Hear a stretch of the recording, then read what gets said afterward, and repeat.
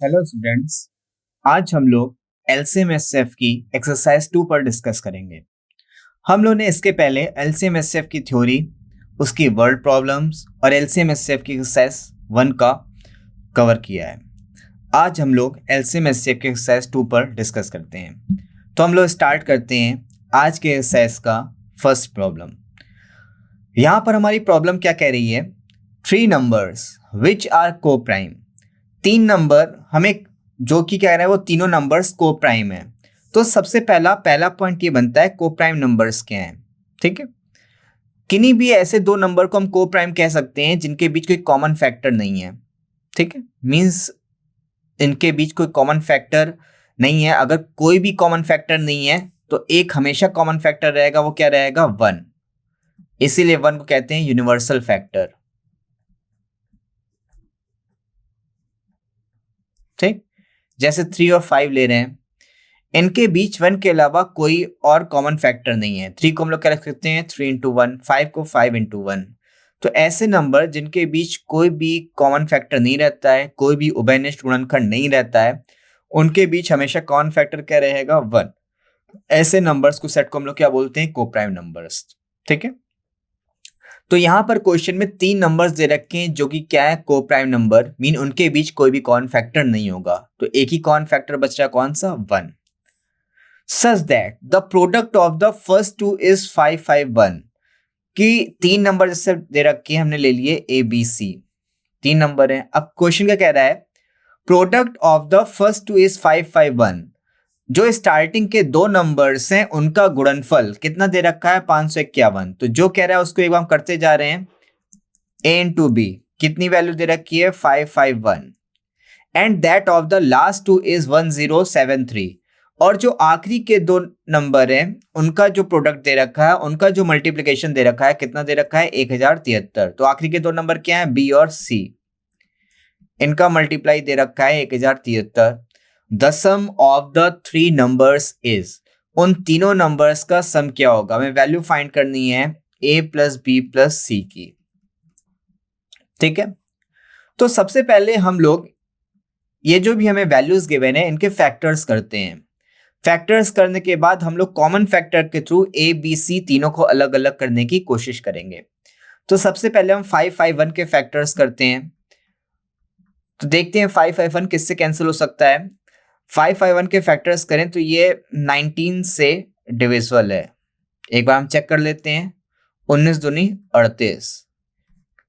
Reminder क्या बचेगा? Reminder बचेगा 17। आ गया 1। 19 नवैया 171। तो कितने टाइम्स आ रहा है? 9 टाइम्स। तो हम ये देख पा रहे हैं 551 19 से कंप्लीटली डिविजिबल है। और कितने टाइम्स आ रहा है? 29 टाइम्स। तो हम लोग इसको क्या लिख सकते हैं? एक फैक्टर इसका हो जाएगा 19, सिमिलरली दूसरा फैक्टर हो जाएगा 29। ठीक है, नेक्स्ट नंबर हमें दे रखा है 1073। एक बार हम इसको चेक कर लेते हैं। अगर हम 1073 की बात करें तो इसका एक फैक्टर तो हमारा 29 होगा। इसको हम चेक करके देख लेते हैं एक बार। 19 या 87। रिमाइंडर शेषफल कितना आएगा? शेषफल आ गया 20। यहां पे हमने नोट कर लिया 3। अब देखिए, अगर हमें 29 की डायरेक्ट टेबल भी नहीं याद है तो हमें क्या चाहिए? यहाँ पे यूनिट डिजिट में 3 चाहिए। तो 29 में हम किस नंबर का मल्टीप्लाई करें कि यूनिट डिजिट में 3 मिले? 1 का करेंगे, नहीं मिलेगा। 2 का नहीं, 3 का नहीं, 4 का नहीं, 5 का उससे भी नहीं मिलेगा, 6 से भी नहीं मिलेगा, 7 से यूनिट डिजिट में 3 मिलेगा। तो एक बार हम 7 से चेक कर लेते हैं। 7 नंबर 63, 6 हासिल गया, 7 दूनी 14 और 6 20, 203 आ रहा है। तो ये पूरा पूरा कंप्लीट डिविजिबल हो रहा है 29 से। तो 1073 के हमने फैक्टर्स करे। 1073 के फैक्टर क्या आ गए? 29 गुणे 37। अब हम देख पा रहे हैं जो भी हमने इसके गुणनखंड कर रखे हैं, एक हमारा उभयनिष्ठ गुणनखंड दिख रहा है, एक कॉमन फैक्टर दिख रहा है। हमें कॉमन फैक्टर क्या दिख रहा है? 29। A B B C common factor क्या था? बी। तो ये जो कॉमन फैक्टर है इसकी वैल्यू हम डायरेक्टली देख पा रहे हैं। कितनी आएगी कॉमन फैक्टर की वैल्यू? 29। तो यहां से हमारे कॉमन फैक्टर बी की वैल्यू आ गई 29। अगर b की वैल्यू 29 है तो ये हो जाएगी a की वैल्यू, और जो रिमेनिंग बची है वो हो जाएगी c की वैल्यू। तो यहां से हमें ए की वैल्यू मिल गई 19, सी की वैल्यू मिल गई 37, हमारे पास ए की भी वैल्यू आ गई, बी की वैल्यू आ गई, सी की वैल्यू आ गई। हमें फाइंड क्या करना है? सम ऑफ द थ्री नंबर्स। हमें तीन नंबर का सम मीन्स हमें ए प्लस बी प्लस सी की वैल्यू फाइंड करनी है। तो ए प्लस बी प्लस सी की वैल्यू 19 प्लस 29 प्लस 37 ऐड कर लेते हैं, देखते हैं। 9 9 18, 18 7 25, कैरी गया 2, 2 3 3 2 5 और 3 8। तीनों नंबर्स का सम कितना आ गया? 85 85। तो ऑप्शन सी की ओर हम लोग कर सकते हैं। तीनों नंबर्स का सम क्या रहा है? 85, मींस ऑप्शन सी हमारा करेक्ट आंसर है। अब हम लोग चलते हैं अपनी नेक्स्ट प्रॉब्लम की ओर। नेक्स्ट प्रॉब्लम हमारी क्या कह रही है? इफ p इक्वल टू 2 की पावर 3 इंटू 3 की पावर 10 इंटू 5। यहां पर हमें p की वैल्यू दे रखी है। अब ये जो क्वेश्चन हमें फैक्टर्स के फॉर्मेट में दे रखा है, प्राइम फैक्टर्स कर रखे हैं। 2 भी एक प्राइम नंबर है, 3 भी एक प्राइम नंबर है, 5 भी एक प्राइम नंबर है। सिमिलरली q की वैल्यू गिवन है 2 की पावर 5 इंटू 3 इंटू 7। 2 भी एक प्राइम नंबर है, 3 भी एक प्राइम नंबर है, 7 भी एक प्राइम नंबर है। मीन्स हमारे पास दो नंबर्स है p और q, उसका हमने प्राइम फैक्टराइजेशन कर रखा है, इसके हमने प्राइम फैक्टर्स कर रखे हैं। जहां पे p की वैल्यू क्या है? 2 की पावर 3 इंटू 3 की पावर 10 इंटू 5 की पावर 1। q की वैल्यू क्या है? 2 की पावर 5 इंटू 3 इंटू 7। हमें फाइंड क्या करना है? हमें फाइंड करना है HCF। HCF में हम क्या काउंट करते हैं? HCF में हम केवल कॉमन फैक्टर्स लेते हैं। It includes only common factors. HCF में हम लोग केवल कॉमन फैक्टर्स इंक्लूड करते हैं। ठीक है, तो हम देख लेते हैं कि P और Q में कॉमन फैक्टर क्या है। तो हम सबसे पहले चलते हैं 2 की पावर में। देखिए, अगर हम प्राइम फैक्टर्स की बात करें, यहाँ पर भी एक प्राइम फैक्टर 2 है, यहाँ पे एक प्राइम फैक्टर 2 है, तो एक प्राइम फैक्टर 2 का निकलेगा। यहाँ पे एक प्राइम फैक्टर 3 है, यहाँ पे भी 3 है, तो एक प्राइम फैक्टर 3 का निकलेगा। ठीक है, तो अगर हम केवल ऑप्शन के थ्रू देखना चाहें तो हमारे जो भी ऑप्शंस रहेंगे 2 की कुछ पावर या फिर 3 की कुछ पावर में रहेंगे। तो अगर हम एक बार ऑप्शंस के थ्रू ही चलें तो पहला ऑप्शन तो ऐसे ही एलिमिनेट हो गया, क्योंकि 2 और 3 के अलावा 5 भी है, 7 भी है। सिमिलरली ऑप्शन डी भी एलिमिनेट हो गया, क्योंकि 2 और 3 के अलावा या तो 5 भी है, 7 भी है। तो हमारे पास दो ही ऑप्शन बच रहे हैं, या तो ऑप्शन बी होगा या तो ऑप्शन सी होगा, क्योंकि हमें जो भी HCF आएगा 2 और 3 की पावर से मिलेगा। तो ऑप्शन बी 2 और 3 की पावर में है, ऑप्शन सी भी 2 और 3 की पावर में है। तो अब हमें एग्जैक्ट आंसर तक पहुंचना है। तो एग्जैक्ट आंसर तक पहुंचने के लिए हम लोग पावर्स का मैच कर लेते हैं। ठीक है, अब हम चलते हैं। अगर हम देखें इनमें कॉमन फैक्टर्स, तो कॉमन फैक्टर क्या आएगा? 2 की पावर 3, क्योंकि ये 2 की पावर 5 है। 2 की पावर 5 को हम क्या लिख सकते हैं? 2 की पावर 3 इंटू 2 की पावर 2। तो कॉमन फैक्टर इसमें भी आ रहा है 2 की पावर 3, और ये है यहाँ पर। तो इन दोनों में कॉमन फैक्टर आ गया 2 की पावर 3। अब हमें इन दोनों में कॉमन फैक्टर निकालना है। तो इनमें कॉमन फैक्टर क्या आएगा? ये है 3 की पावर 1 और ये है 3 की पावर 10। तो इनमें कॉमन फैक्टर आएगा केवल 3। 3 की पावर 1 मीन्स 3। तो HCF क्या आ गया? 2 की पावर 3 इंटू 3 की पावर 1, मीन्स ऑप्शन सी में हमें 3 की पावर 7 दे रखा है, जबकि केवल 3 है, या फिर 3 की पावर 1 है, और 2 की पावर 3 यहाँ पे 2 की पावर 2 दे रखा है। तो ऑप्शन सी भी एलिमिनेट हो रहा है। कौन सा ऑप्शन हमारे पास बचा? Option B. Option B is the correct answer. ठीक है, तो हम लोग ऑप्शन के थ्रू भी एलिमिनेट कर सकते हैं, या फिर डायरेक्टली हम लोग कॉमन फैक्टर्स के थ्रू HCF फाइंड भी कर सकते हैं। ठीक है, अब हम लोग चलते हैं अपनी नेक्स्ट प्रॉब्लम की ओर। अब नेक्स्ट प्रॉब्लम में हमें एक फ्रैक्शन गिवन है, फ्रैक्शन का HCF फाइंड करना है। तो हम लोगों ने फ्रैक्शन का HCF फाइंड करना सीखा था। HCF का फ्रैक्शन हम लोग फ्रैक्शन का HCF कैसे फाइंड करते हैं? HCF of fraction. फ्रैक्शंस का मतलब न्यूमरेटर अपॉन डिनोमिनेटर का फॉर्मेट होना चाहिए। ठीक है, फ्रैक्शन को हम लोग हिंदी में बोलते हैं भिन्न। न्यूमरेटर को हिंदी में क्या बोलते हैं? अंश। और डिनोमिनेटर को हिंदी में क्या बोलते हैं? हर। ठीक है, मीन्स अब हमें किसी भिन्न का HCF फाइंड करना है। तो फ्रैक्शन का HCF कैसे फाइंड करेंगे? HCF ऑफ न्यूमरेटर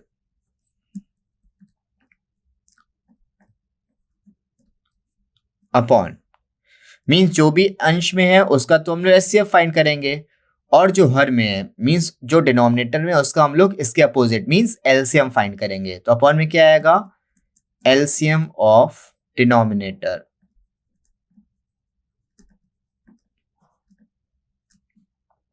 तो ये एचसीएफ किसका है, फ्रैक्शन का। तो एक बार हम देखते हैं, हमें फ्रैक्शंस पे गिवन है 2/3, 4/5 और थर्ड फ्रैक्शन गिवन है 6/7। अगर हम तीनों फ्रैक्शन के न्यूमरेटर की बात करें तो पहले फ्रैक्शन के न्यूमरेटर में है 2, 4 और 6। अगर हम इनके डिनोमिनेटर की बात करें, तीनों फ्रैक्शन के पहले फ्रैक्शन के डिनोमिनेटर में क्या है 3, दूसरे फ्रैक्शन के डिनोमिनेटर में है 5 और तीसरे फ्रैक्शन के डिनोमिनेटर में है 7। ठीक है, अब हमें न्यूमरेटर का क्या फाइंड करना है, न्यूमरेटर का हमें एचसीएफ फाइंड करना है, एचसीएफ। तो 2 को हम लोग लिख सकते हैं 2 into 1, 4 को लिख सकते हैं 2 into 2 और 6 को लिख सकते हैं 2 into 3। तो अगर इन तीनों के एचसीएफ की बात करें, इनका एचसीएफ क्या हो जाएगा, एचसीएफ होता है कॉमन फैक्टर और तीनों में कॉमन फैक्टर क्या है 2, तो इनका एचसीएफ हो गया 2। ठीक है, अब इनके डिनोमिनेटर की बात करते हैं, डिनोमिनेटर का हमें फाइंड करना है एलसीएम। ठीक है, हमारे पास 3 नंबर है 3, 5 और 7। अगर हम इन तीनों नंबर को ध्यान से देखें, ये तीनों नंबर आपस में है कोप्राइम नंबर, मींस इनके बीच कोई कॉमन फैक्टर नहीं है। अगर किन्हीं नंबर के बीच कोई कॉमन फैक्टर नहीं है तो उनका एक सार्वजनिक उभयनिष्ठ गुणनफल होता है, वो क्या होता है 1। 1 को यूनिवर्सल हम लोग फैक्टर भी कहते हैं। ठीक है, तो अगर को प्राइम नंबर का हमें एलसीएम फाइंड करना है तो डायरेक्टली हम उसका मल्टीप्लाई करके भी एलसीएम फाइंड कर सकते हैं। तो 3, 5, 7 का एलसीएम क्या हो जाएगा 3 into 5 into 7। ठीक है, 5 गुणे 3 क्या हो जाएगा 15, 15 गुणे 7, 15 गुणे 7 कितना आएगा 15 सत्ते 105। तो हमने न्यूमरेटर का एचसीएफ फाइंड कर लिया, क्या आया 2। हमने डिनोमिनेटर का एलसीएम फाइंड किया, क्या आ गया 105। हमें फाइंड करना है एचसीएफ ऑफ फ्रैक्शन, हमें फाइंड करना है एचसीएफ।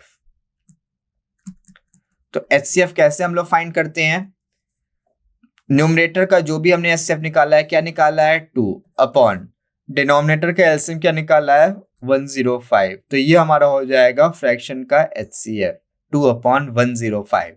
तो एक बार अपने ऑप्शन से मैच करते हैं, हमारा ऑप्शन बी मैच कर रहा है 2/105।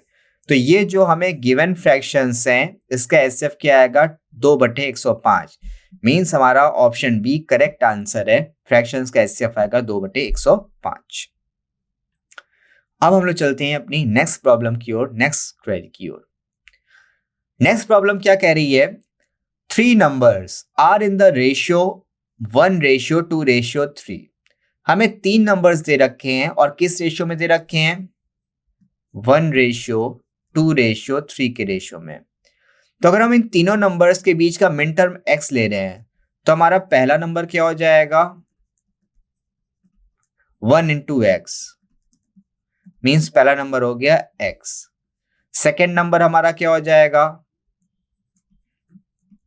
सेकेंड नंबर का जो रेशियो है 2 के मल्टीपल में है तो ये हो जाएगा 2 into x मींस 2x। और जो हमारा थर्ड नंबर है, थर्ड नंबर क्या हो जाएगा 3 into x मींस 3x। तो हमने नंबर ले लिए, नंबर एज्यूम कर लिए, नंबर हमारे पास क्या हो गए x, 2x और 3x and their HCF is 12। इन तीनों नंबर का हमें एचसीएफ दे रखा है, क्या दे रखा है एचसीएफ। एचसीएफ क्या होता है कॉमन फैक्टर, एचसीएफ हमें दे रखा है 12। तो अगर हम इन तीनों नंबर का कॉमन फैक्टर देखें तो कॉमन फैक्टर में क्या दिख रहा है, पहले नंबर में भी x है, दूसरे नंबर में भी x है, तीसरे नंबर में भी x है, तीनों में x है और जो कॉमन फैक्टर होता है वही हमारा होता है एचसीएफ। और तीनों का कॉमन फैक्टर क्या है, तीनों का कॉमन फैक्टर है x, मींस हमें एचसीएफ x की वैल्यू क्या दे रखी है 12 के इक्वल। तो इससे कंक्लूजन निकला x की वैल्यू क्या है 12, कॉमन फैक्टर की वैल्यू क्या आ गई 12। अगर हमारे पास x की वैल्यू आ गई तो हमारे पास नंबर्स आ जाएंगे। तो हमारा फर्स्ट नंबर क्या हो जाएगा, फर्स्ट नंबर है x और x की वैल्यू क्या है 12, ये आ गया पहला नंबर। दूसरा नंबर क्या है 2x, तो सेकंड नंबर की वैल्यू 2 into x की वैल्यू 12, कितना आ गया 24। थर्ड नंबर हमारा क्या है 3x, x की वैल्यू 12, तो 3x क्या हो जाएगा 3 इंटू 12 मीन्स 36। तो यहाँ पास तीनों नंबर्स आ गए 12, 24 और 36। तो एक बार हम अपने ऑप्शंस की ओर रुख करते हैं। हम देख पा रहे हैं हमारा पहला ऑप्शन राइट आंसर है 12, 24, 36। ठीक है, अब एक बार क्या हम ऑप्शंस के थ्रू ही केवल अपना आंसर चेक कर सकते थे? ये तो हमने मेथड से कर लिया।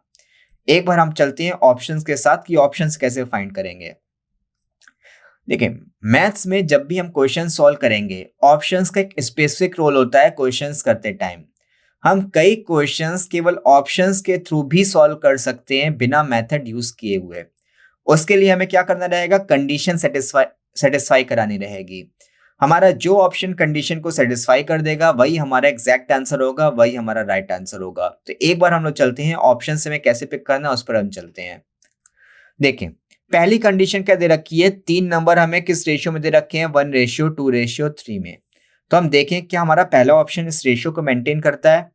12 एकम 12, 12 दूनी 24, 12 तिया 36। तो पहला ऑप्शन हमें 1:2:3 में गिवन है।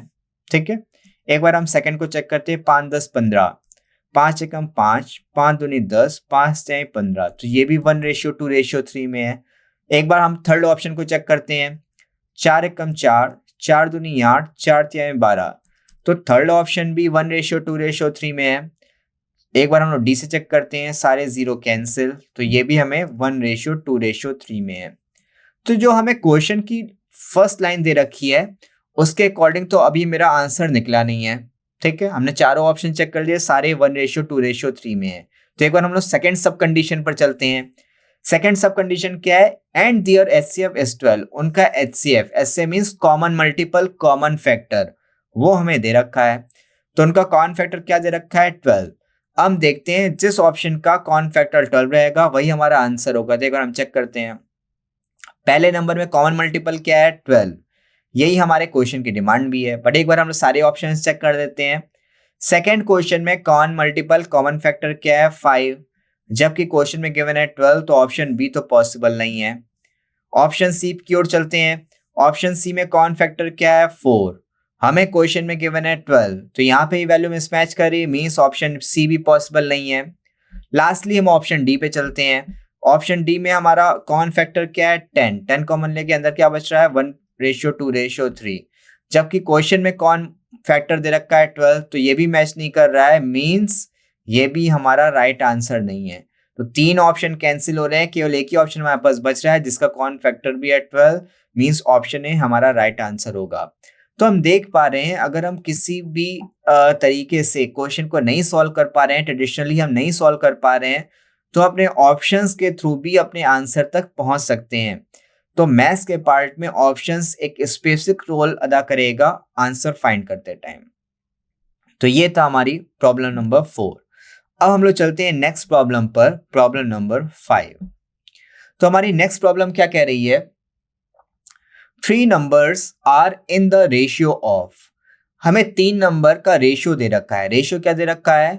1/2, रेशियो 2/3, रेशियो 3/4। हमें 3 नंबर का रेशियो गिवन है। तो सबसे पहली बात, नंबर्स के जो भी रेशियो दी जाती है वो इंटीजर्स में गिवन रहते हैं, और यहाँ पे हमें जो भी रेशियो दे रखा है, रेशियो हमें फ्रैक्शन में दे रखा है। तो हमारा पहला काम क्या है? फ्रैक्शन को हम इंटीजर में कन्वर्ट करेंगे। अब हम फ्रैक्शन को इंटीजर में कैसे कन्वर्ट करेंगे? उसको कन्वर्ट करने के लिए जो भी हमारा डिनोमिनेटर का पार्ट रहता है उसका हम लोग लेते हैं एलसीएम, एलसीएम ऑफ डिनोमिनेटर। हम ये क्या कर रहे हैं? फ्रैक्शन को हम कन्वर्ट करेंगे इंटीजर में। तो डिनोमिनेटर में क्या है? 2, 3 और 4। इन तीनों नंबर का एलसीएम हमारे पास क्या आ जाएगा? 12। ठीक है, तो जो भी हमारे सबसे पहला स्टेप क्या करना है? डिनोमिनेटर का एलसीएम फाइंड करना है। जो भी एलसीएम आएगा उसका मल्टीप्लाई हम इस गिवन रेशियो में कर देंगे। तो एक बार हम पहला नंबर हमारा क्या हो गया? 12 इंटू 1/2 रेशियो। सेकेंड क्या हो जाएगा? 12 इंटू 2/3 रेशियो। थर्ड क्या हो जाएगा? 12 इंटू 3/4। एक बार हम लोग सॉल्व करके देख लेते हैं। 2 छंग 12, 6 रेशियो, 3 चको 12, 4 दूनी 8। 4 तिहाई 12, 3 इंटू 3 9। तो हमें 3 नंबर का रेशियो क्या मिल गया, 6:8:9। अब हमारे लिए क्वेश्चन सॉल्व करना इजी है। अब हम आगे अपना क्वेश्चन पढ़ते हैं। आगे क्वेश्चन क्या कह रहा है, if the difference between the greatest number and the smallest number is 33। हमें डिफरेंस दे रखा है, और किसका डिफरेंस दे रखा है, ग्रेटेस्ट नंबर मीन सबसे बड़े नंबर का, एंड स्मॉलेस्ट नंबर सबसे छोटे नंबर का। तो इन 3 नंबर में देख पा रहे हैं हमारा ग्रेटेस्ट नंबर कौन सा है, ये है हमारा ग्रेटेस्ट नंबर, और स्मॉलेस्ट नंबर क्या है, स्मॉलेस्ट नंबर है सबसे छोटा 6। ठीक है, हमें इसका क्या दे रखा है, हमें ग्रेटेस्ट और स्मॉलेस्ट का डिफरेंस दे रखा है। तो यहां से ग्रेटेस्ट नंबर 9, स्मॉलेस्ट नंबर 6, इनका डिफरेंस क्या आ गया, 3 पार्ट। ठीक है, और जो डिफरेंस है क्वेश्चन में दे रखा है 33, कि ये जो ग्रेटेस्ट और स्मॉलेस्ट का डिफरेंस है कितना है, 33। तो 3 पार्ट भी है डिफरेंस, 33 भी है डिफरेंस, दोनों डिफरेंस की वैल्यू तो दोनों हमारे क्या होंगे, इक्वल। मींस 3 पार्ट इक्वल है 33 के, तो 1 पार्ट इक्वल हो जाएगा 11 के। ठीक है, तो 1 पार्ट 11 के इक्वल हो गया, और नंबर्स हमारे क्या थे, 6:8:9 में। मींस पहला नंबर 6 पार्ट था, तो 1 पार्ट की वैल्यू 11, तो 6 पार्ट की वैल्यू 6 इंटू 11। दूसरा हमारा क्या है, 8 पार्ट, 1 पार्ट की वैल्यू 11, तो 8 पार्ट की value 8 into 11 ratio. Third part हमारा क्या है, 9 पार्ट, 1 पार्ट की वैल्यू 11, तो 9 पार्ट की वैल्यू 9 इंटू 11। ठीक है, हमें फाइंड क्या करना है, then the HCF of the 3 numbers, 3 number का एचसीएफ फाइंड करना है। और एचसीएफ हमारा क्या होता है, एचसीएफ होता है कॉमन फैक्टर, और तीनों का कॉमन फैक्टर हमें दिख रहा है। कॉमन फैक्टर क्या दिख रहा है, 11। ठीक है, या फिर इसको पूरा सॉल्व करके ही फाइंड कर देते हैं। अगर पहला नंबर आता 66, ये आता 88, और ये आता 99, तो इनके बीच कॉमन फैक्टर क्या आता, 11 आता। बट पूरा सॉल्व करने की जरूरत नहीं है, क्योंकि ये कॉमन फैक्टर हमें यहाँ पर अलग से दिख पा रहा है। मीन्स ऑप्शन सी इसका राइट आंसर है, तीनों नंबर का एचसीएफ क्या हो जाएगा, 11। अब हम लोग चलते हैं अपनी नेक्स्ट प्रॉब्लम की ओर। हमारी नेक्स्ट प्रॉब्लम क्या कह रही है, the sum and difference between the LCM and HCF of the 2 numbers are. हमें क्या दे रखा है, सम भी दे रखा है और डिफरेंस दे रखा है।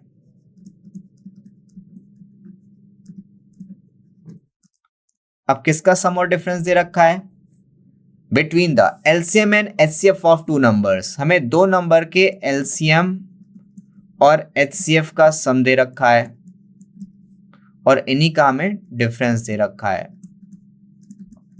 अब ये कितना कितना दे रखा है, जो सम दे रखा है वो दे रखा है 512, और जो डिफरेंस दे रखा है वो दे रखा है 496। हमें ये 2 इक्वेशंस गिवन है क्वेश्चंस के through. If one number is 72, और हमें एक नंबर दे रखा है, ये सम और डिफरेंस जो इनके एलसीएम एचसीएफ का है, एलसीएम एचसीएफ 2 नंबर्स का है, तो उनमें से एक नंबर हमें गिवन है। पहला नंबर हमें क्या गिवन है, 72। हमें फाइंड क्या करना है, फाइंड द सेकेंड नंबर। हमें सेकेंड नंबर फाइंड करना है कि दूसरा नंबर क्या होगा। ठीक है, तो एक बार में स्टार्ट करते हैं इस क्वेश्चन को। तो सबसे पहले हमारे पास बेसिक इक्वेशंस हैं। इन इक्वेशंस के थ्रू हम एलसीएम की वैल्यू फाइंड कर सकते हैं और एचसीएफ की वैल्यू फाइंड कर सकते हैं। तो ये तो 2 इक्वेशंस हैं, इनको हम ऐड कर देते हैं, प्लस करते हैं। तो जब भी हम इनको ऐड करेंगे तो ये पार्ट हमारा कैंसिल हो जाएगा। एलसीएम प्लस एलसीएम क्या हो जाएगा, 2 ऑफ एलसीएम। इसको ऐड करते हैं, 6 और 2 8, 9 1 10, हासिल गया 1, 5 4 9 1 10। तो 2 ऑफ एलसीएम की वैल्यू आ गई 1008। तो केवल एलसीएम की वैल्यू क्या हो जाएगी, 2 पंजे 10, 504। तो एलसीएम की वैल्यू हमारे पास आ गई 504। एलसीएम की वैल्यू आ गई 504। अगर हम एलसीएम की वैल्यू 504 पहली इक्वेशन में पुट कर दें तो हमारे पास एचसीएफ की वैल्यू आ जाएगी। तो पहली इक्वेशन से हमारे पास एचसीएफ की वैल्यू क्या आ जाएगी, 512 माइनस 504। तो यहां से हमारे पास एचसीएफ की वैल्यू आ गई 512 माइनस 504 कितनी आ जाएगी, 8। तो एलसीएम आ गया और एचसीएफ आ गया। तो हमने दो नंबर का एलसीएम फाइंड कर लिया और दो नंबर का एचसीएफ अलग अलग फाइंड कर लिया, और दो नंबर में से हमें एक नंबर गिवन है, हमें फाइंड क्या करना है, सेकंड नंबर। अब हम, अगर हमें याद है तो हमने एक रिलेशन पढ़ रखा है। रिलेशन क्या पढ़ रखा है, product of numbers. Product of numbers means number का मल्टीप्लिकेशन उनके एचसीएफ और उनके एलसीएम के मल्टीप्लिकेशन के बराबर होता है। प्रोडक्ट ऑफ नंबर्स, नंबर का मल्टीप्लिकेशन। तो एक नंबर दे रखा है 72 और दूसरा नंबर अभी हमें पता नहीं है, वो हमें फाइंड करना है। एचसीएफ कितना आया 8, एलसीएम कितना आ गया है 504। तो इस रिलेशन के थ्रू हम दूसरा नंबर फाइंड कर सकते हैं और वही हमें फाइंड करना है। Find the second number, second number की वैल्यू फाइंड करनी है, तो यहाँ से सेकेंड नंबर की वैल्यू आ जाएगी। तो एक बार मैं इसको सॉल्व कर लेते हैं। सेकेंड नंबर क्या हो जाएगा, एक्स की वैल्यू 8 × 504 डिवाइडेड बाई 72, इसको सॉल्व करना है। तो 72 8 से कैंसिल होगा, कितने टाइम्स जाएगा, 9 बार, 8 9 72, आ गया 504/9। तो एक बार 504 को 9 से कैंसिल करते हैं, 9 पे 9 45, रिमाइंडर बचा 5, 9 छक्का 54। तो दूसरा नंबर हमारे पास क्या आ गया 56। तो ऑप्शन ए हमारा राइट आंसर है। सेकंड नंबर क्या हो जाएगा 56। तो हमने देखा एलसीएम और एचसीएफ की वैल्यूज के थ्रू हमने पहले दोनों की अलग अलग वैल्यू फाइंड करी, एक नंबर गिवन था, फिर हमने इनके बीच रिलेशन को यूज करके दूसरा नंबर फाइंड किया। तो दूसरा नंबर में क्या मिल गया 56। तो इस पार्ट में हम लोग यहीं तक रखते हैं। नेक्स्ट पार्ट पे नेक्स्ट प्रॉब्लम के साथ हम लोग आगे बढ़ेंगे। Thank you.